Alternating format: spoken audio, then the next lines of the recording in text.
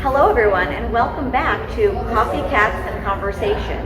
Today we have our coffee, but we ran out of cats. So we have a cat dog named Izzy who is going to play the role of the cat today. And today I'm here with Jess Hunt, who is a dog-loving, French-speaking disability rights lawyer who doesn't function without coffee. So that's why I have it. Welcome, Jess. So thank you. Let's get started.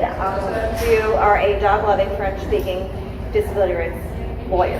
Yes, that's right. So tell me what you do for your job.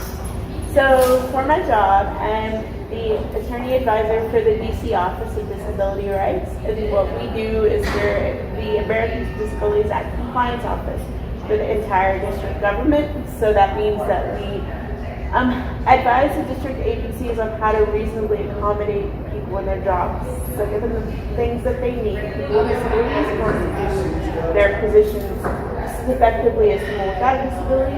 And we also do things like monitor the accessibility of the district's buildings, make sure that people with mobility devices and people who are blind and low vision can get around in them. We help with policy recommendations to the mayor and to all of the agencies underneath here. So it's a pretty varying job. Everything that we work on can range from, of course, employment, housing, to transportation, because disability really touches every part of a person's life. So that's a lot. Yeah. You guys do a lot, and it sounds like you do a lot. So what is your favorite part of your career? My favorite part of my job is helping someone to understand their rights when they wouldn't otherwise know, especially if it's someone who doesn't even realize that they're protected under disability rights laws, because a lot of people don't even realize that they would qualify for protection from discrimination because they don't self-identify as a person with a disability.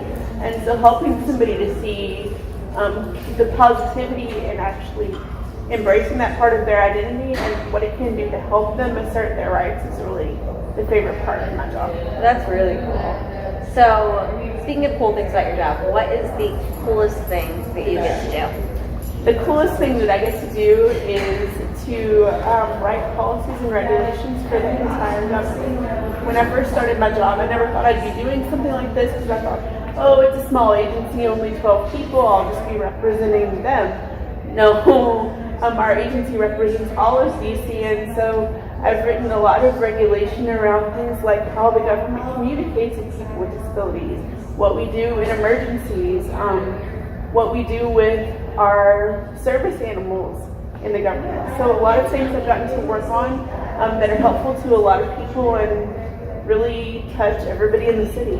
Wow. All right, so you've done a lot within DC, but it doesn't sound like you're from DC from the tone of your voice. So where are you from? I am from the middle of nowhere in southern Kentucky. My next door neighbors were cows.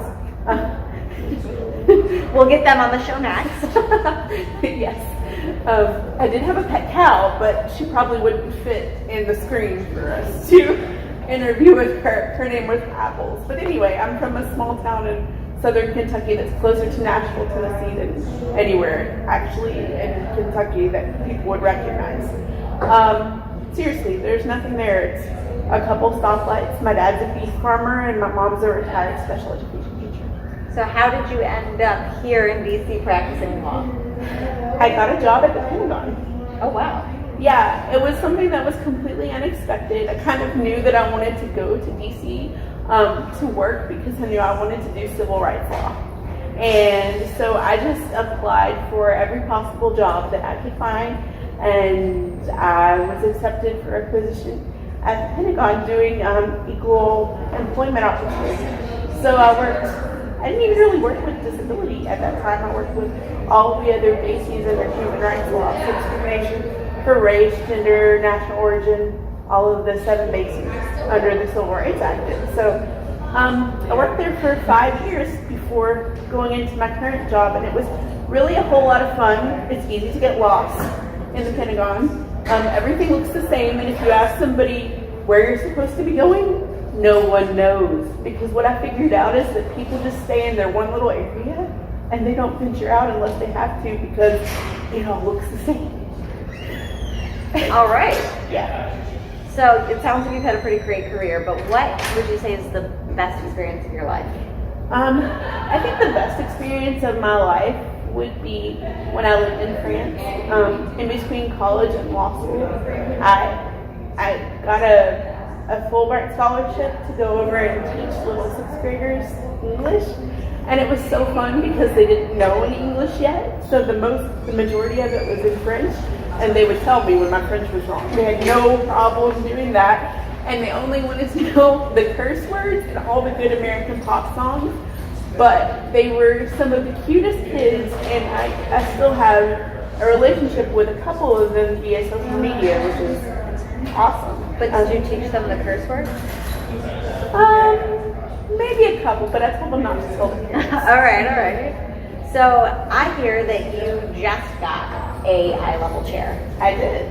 So it looks like you are in a Edge iLevel. So tell me about it. What made you want to get an iLevel? Well, I had been, I'm not new to power wheelchairs, but I had been using a three-wheel mobility scooter that I bought on my own after injuring my knee a couple of times in 1 year.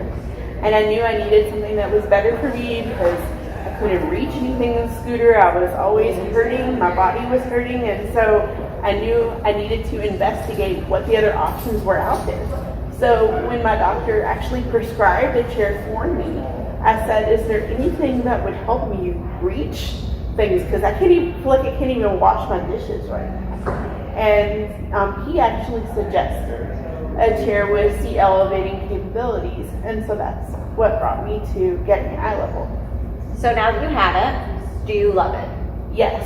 Okay, so Yes. what do you love about it? The two things that I love the most are doing my laundry, because I have a stackable washer and dryer, and I used to have to just like throw the laundry above my head and hope that it hit something. But I don't have to do that anymore. I can actually do laundry, one, while facing the dryer, and two, I don't have to exert as much energy. I felt like doing my laundry was a workout before that. It sounds like a workout. It was. Got your cardio for sure. That's it.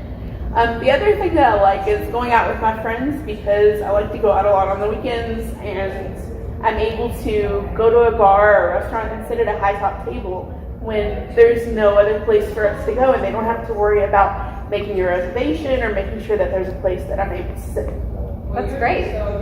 So it sounds like iLevel's been pretty awesome. It has, and it's only been 2 weeks, so I can only imagine the things I'm going to realize I can do from this point on. So maybe we'll do a follow-up in a year and see all the good things that you've been able to do at iLevel. That'll be great. That'd be awesome, yeah. All right, so before we go, since you're a lawyer and you're working disability rights, what is your number one tip for wheelchair users about the rights that they might not know? That it's okay for you to take up space.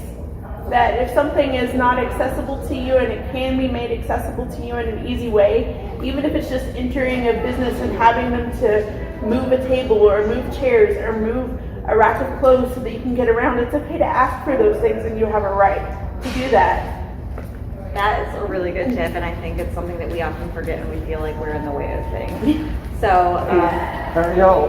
good, how are you? So we are doing this interview in the middle of a lobby. Is there anything you want to touch on before we go? No, nothing I can think of. Well, thanks so much for being our guest today on Coffee, Cats, and Conversation, and thank you, Izzy, for being our stand-in cat.